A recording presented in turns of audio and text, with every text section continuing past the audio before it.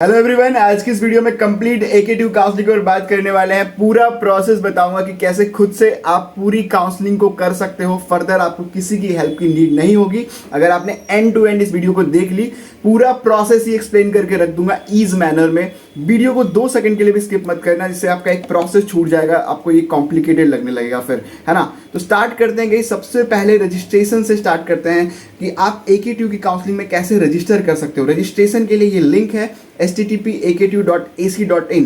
ये AKTU की official website है, जहां पे मैं आपको ले जाता हूं। बहुत सारे लोग गए इस वेबसाइट पे ही नहीं आ पाते हैं एंड फर्दर वो पूछते हैं कि कैसे रजिस्ट्रेशन की कहां से लिंक मिलेगी। आपको इसी वेबसाइट से यहां पे लिंक मिल जाएगी। बीटेक जेई मेंस की एडमिशन, क्लिक हेयर। तो अभी आपको ये रीडायरेक्ट करके ये ज्वाइंट एंट्रेंस एग्जामिनेशन वाली पेज पे ले जाएगा। तो फिलहाल अभी लिंक एक्टिवेट नहीं किया गया है, बहुत जल्दी आपका लिंक एक्टिवेटेड मिल जाएगा। पूरे काउंसलिंग प्रोसेस को आप समझ लो, जिससे आपको फर्दर कोई प्रॉब्लम ही ना हो काउंसलिंग करने में, ठीक है। तो जैसे ही आप इस पेज पे पहुंचोगे, आपको इस तरह का इंटरफेस दिखेगा, ठीक है। आपको यहाँ पे रजिस्टर करना होगा। रजिस्ट्रेशन के लिए क्या करना होगा, टाइप ऑफ रजिस्ट्रेशन। अगर आप यूपी के कैंडिडेट हो या अदर स्टेट टाइप के कैंडिडेट हो, तो आपको यहाँ पे रजिस्ट्रेशन प्रोसेस डन करना पड़ेगा। इससे पहले आपको साइन इन करना पड़ेगा। साइन इन करने के बाद जो है आपको एक यूजर ID एंड पासवर्ड जो है वो जनरेट करके मिल जाएगा, ठीक है। तो स्टार्ट करते हैं कुछ डिटेल्स के ऊपर कि क्या क्या डिटेल्स आपको देना पड़ेगा। आपको बेसिकली कुछ अपने बेसिक डिटेल्स यहाँ पे प्रोवाइड करने होंगे रजिस्ट्रेशन के पेज पे। फॉर एग्जांपल आपका नेम, फादर नेम, है ना, आपका हाउस नंबर, ठीक है, आपका जो 10th 12th में आपके जो मार्क्स हैं, वो सब बेसिक डिटेल्स आप फिल करोगे। जैसे ही एक बार आप बेसिक डिटेल्स फिल कर देते हो, आपको एक user name and password generate कर दिया जाएगा, जो कि यूनिक होगा हर कैंडिडेट के लिए। तो ये काफ़ी इंपॉर्टेंट है। आपको रजिस्ट्रेशन के टाइम पे 1000 से 1200 रुपीज़ पे करना होगा, जो कि रजिस्ट्रेशन फ़ी है। वो पैसा जो है वो एक नॉन रिफंडेबल अमाउंट है, तो आपको इसका कोई रिफंड नहीं दिया जाएगा, आपको ये पैसा पे करना पड़ेगा। जैसे ही आप इस पैसे को पे कर लेते हो, आपको डॉक्यूमेंट अपलोड करने का ऑप्शन आ जाएगा, ठीक है। यहाँ पे गाइस बहुत केयरफुली आपको सारे डॉक्यूमेंट्स अपलोड करने होंगे। आप अगर OBC से हो तो OBC का सर्टिफिकेट अपलोड करना पड़ेगा, SC से हो तो SC का सर्टिफिकेट अपलोड करना होगा।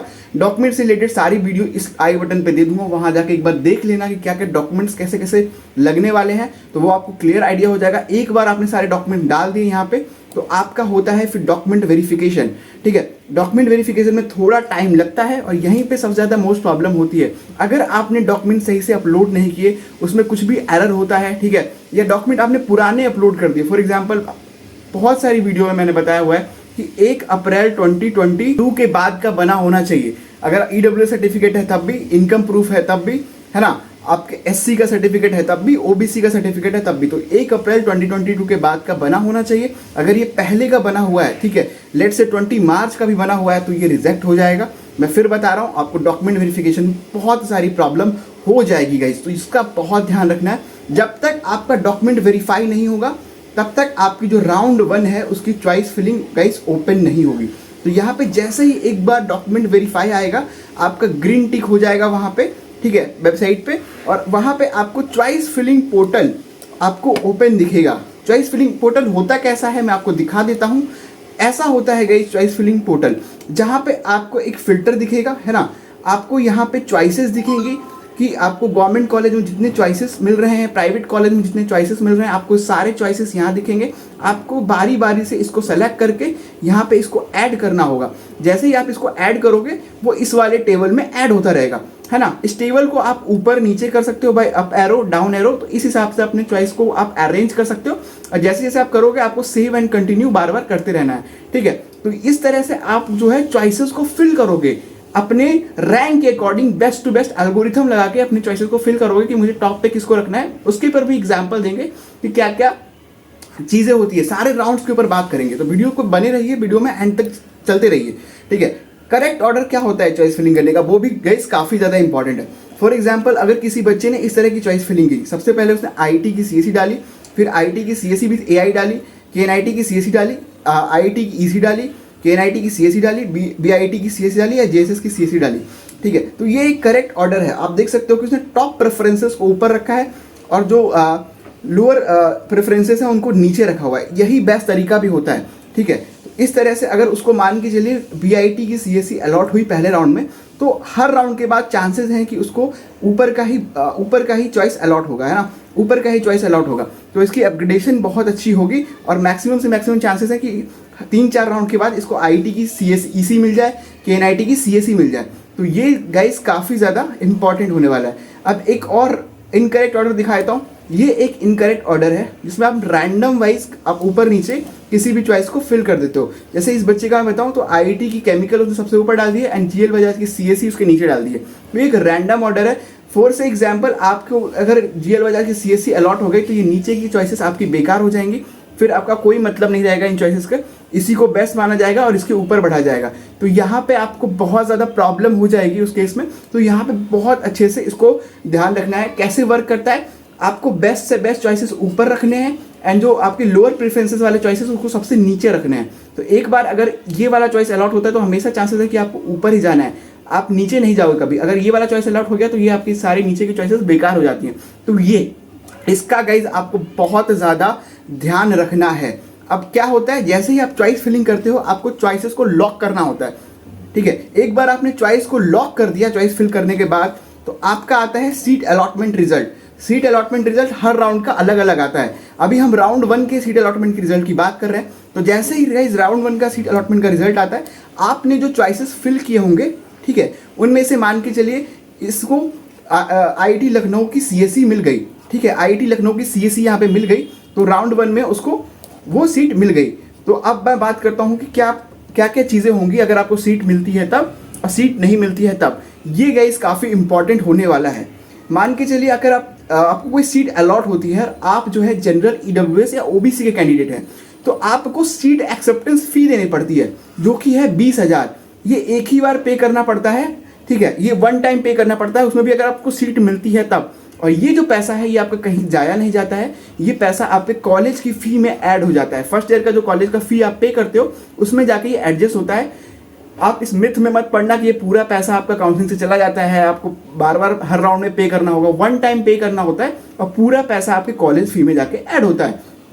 अगर आप SC ST कैंडिडेट हो तो आपको बस 12,000 रुपीज़ देना होता है और ये भी जो पूरा पैसा होता है आपके फर्स्ट ईयर के कॉलेज फ़ी में जाके ऐड हो जाता है। तो जैसे ही आपको कोई सीट मिल जाती है तो आपको 20,000 या 12,000 रुपये पे करने का ऑप्शन आएगा, जिसको कहते हैं सीट एक्सेप्टेंस फ़ी।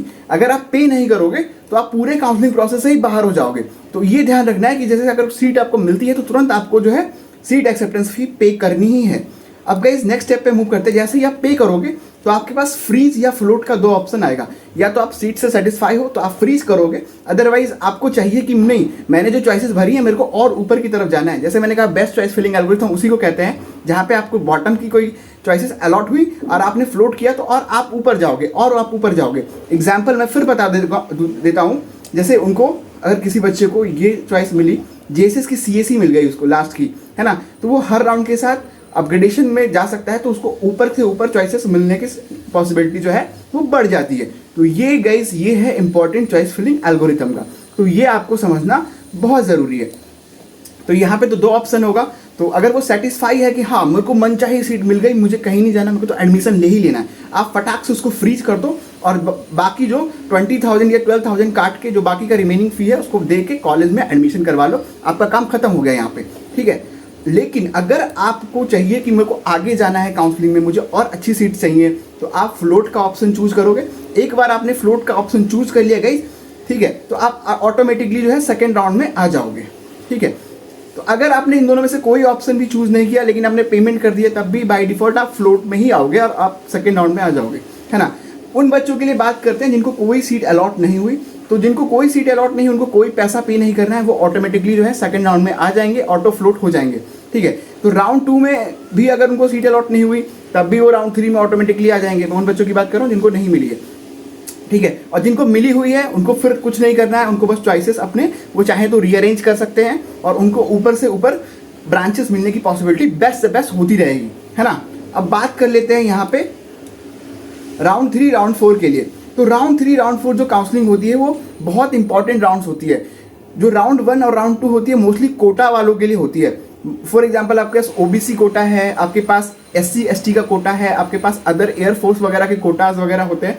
ठीक है। तो ये राउंड 2 तक वैलिड होता है। राउंड 3 और राउंड 4 की जो काउंसलिंग होती है मोस्टली जनरल रैंक पे होती है। बहुत सारे लोगों को डाउट रहता है, वो राउंड आपके ओबीसी सर्टिफिकेट होने के बाद भी, ओबीसी का होने के बाद भी वो राउंड 3 में पार्टिसिपेट करते हैं और अपने ओबीसी रैंक का एडवांटेज नहीं ले पाते हैं, उनको फिर जनरल में कन्वर्ट कर दिया जाता है। ठीक है, एससी होते हुए भी सीधा राउंड 3 में पार्टिसिपेट करते हैं और अपने एससी रैंक का बेनिफिट नहीं ले पाते और सीधा जनरल में कन्वर्ट हो जाते हो। तो ये आपको बहुत ज़्यादा ध्यान रखना है गाइस, ठीक है, कि राउंड वाइज आप कैसे पूरा बेनिफिट ले सकते हो।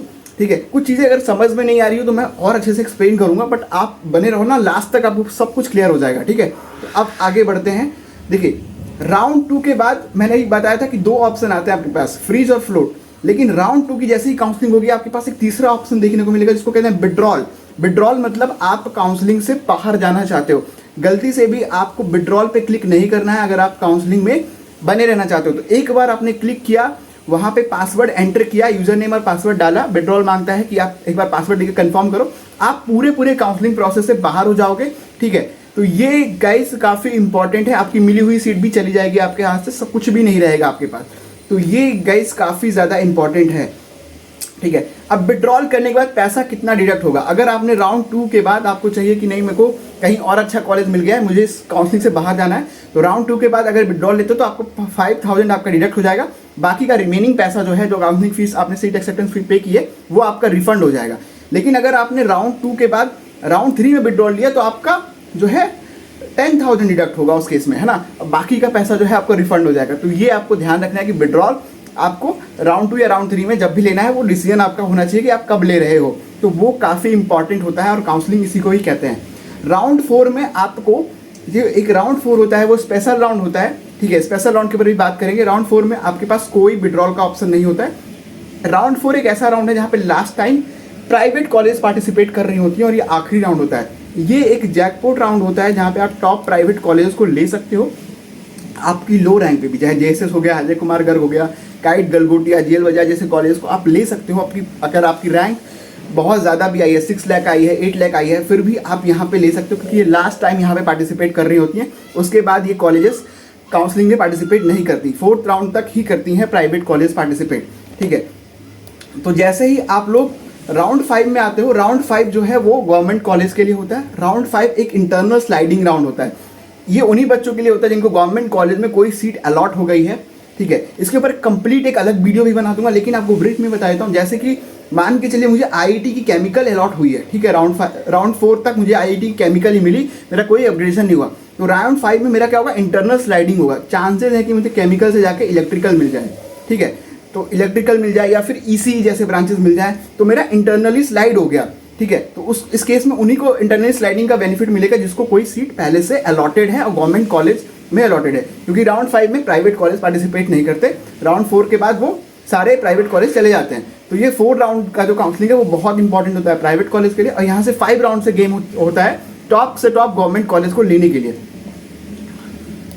अब गाइस बात कर लेते हैं कि राउंड 5 के बाद जो सीट की वैकेंसी आती है उसको स्पॉट राउंड में यूज किया जाता है। तो राउंड 5 के बाद इंटरनल स्लाइडिंग करने के बाद जो कुछ सीटें वैकेंट होती हैं वो सारा कुछ स्पॉट राउंड में यूज होता है, जिसको राउंड 6 और राउंड 7 की काउंसलिंग कहते हैं। ये जैकपॉट राउंड होती है काउंसलिंग के लिए। इसके ऊपर कंप्लीट बात करूंगा, स्पॉट राउंड में कैसे बेनिफिट ले सकते हो, कैसे बहुत सारे बच्चों को हमने स्पॉट राउंड में बहुत ही खराब रैंक पे अच्छे से कॉलेज को लेते हुए देखा है, उनको गाइड किया है। ठीक है, तो हमने उनको बताया है कि कैसे आप स्पॉट में जाके मैक्सिमम पॉसिबिलिटी का फायदा ले सकते हो। तो ये जो मैं 6-7 राउंड को कहता हूँ स्पॉट राउंड ऑफ काउंसलिंग, हाँ ये उतने ही रिस्की होते हैं, बट एक सही गाइडेंस से, एक सही चॉइस फिलिंग से, एक सही काउंसलिंग सपोर्ट से आप यहाँ तक अगर जाते हो तो आपको बेस्ट से बेस्ट कॉलेजेस अलॉट होंगे, चाहे आपकी रैंक कितनी भी हो। तो ये आपको बहुत ज़्यादा ध्यान रखना है। तो राउंड 6 और राउंड 7 होते हैं वो जैकपॉट राउंड ऑफ काउंसलिंग होते हैं।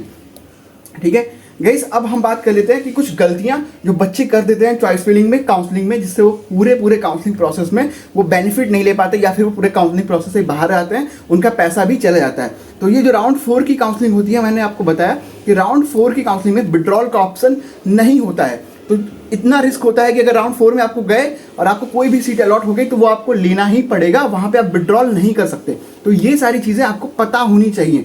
तो बहुत सारे बच्चे क्या करते हैं, काउंसलिंग में साइबर कैफे में जाके अपनी काउंसलिंग करवाते हैं। उनको कहते हैं आप खुद ही चॉइस फिलिंग कर दो। उनको कुछ नहीं पता, they are not technical people, उनको क्या पता कट ऑफ क्या रहता है, क्या ट्रेंड रहता है। तो गलती से भी आपको ऐसा नहीं करना है। अपनी काउंसलिंग या तो आपको खुद से करना है, अच्छे से पूरा एनालिसिस करके करना है, या फिर आपको अपने किसी की हेल्प लेनी है जिसने काउंसलिंग पहले की हो। आई रिपीट, कोई सीनियर जिसने काउंसलिंग पहले की हो, पूरा प्रोसेस पूरा देखा हो, है ना, उसने खुद से काउंसलिंग की हो, आप उसकी हेल्प ले सकते हो। ऐसा नहीं कि उसने खुद से काउंसलिंग नहीं की है तो आपकी वो हेल्प नहीं कर पाएगा। तो आपको पूरा वैसा चाहिए। वैसे आप चैनल को सब्सक्राइब करके रखो, आपको किसी की हेल्प की नीड नहीं होगी, हम पूरी हेल्प आपकी कर देंगे। बेल आइकन को प्रेस करके रखना, बहुत सारी वीडियोस काउंसलिंग से रिलेटेड और बहुत सारे फैक्ट्स के ऊपर बताता रहूँगा। फिलहाल आप हमारी भी हेल्प ले सकते हो, पेड काउंसलिंग भी हमसे ले सकते हो, बहुत ही मिनिमल अमाउंट में हम प्रोवाइड करते हैं। ये जो 2 प्रीमियम्स आप देख रहे हो वो 799 और 999 का प्रीमियम है। बहुत सारी फीचर्स हैं इसमें, कंप्लीट काउंसलिंग प्रोसेस ही कवर करते हैं और तब तक हेल्प करते हैं जब तक आपको कॉलेज अलॉट नहीं होता। बहुत सारी चीज़ें बताते हैं, आपको चॉइस फिलिंग एल्गोरिथम बना के देते हैं, कॉल सपोर्ट और चैट सपोर्ट के थ्रू आपके सारे डाउट्स कवर कर देते हैं। और खास करके अगर आप यूपी के कैंडिडेट हो और आप यूपी से MMUT और HBTU की काउंसलिंग कराते हो तो ये तीनों इंक्लूड करते हैं इसमें ही। और ये जो काउंसलिंग लाइट, काउंसलिंग मिनी है वो जल्दी ही हम बंद करने वाले हैं।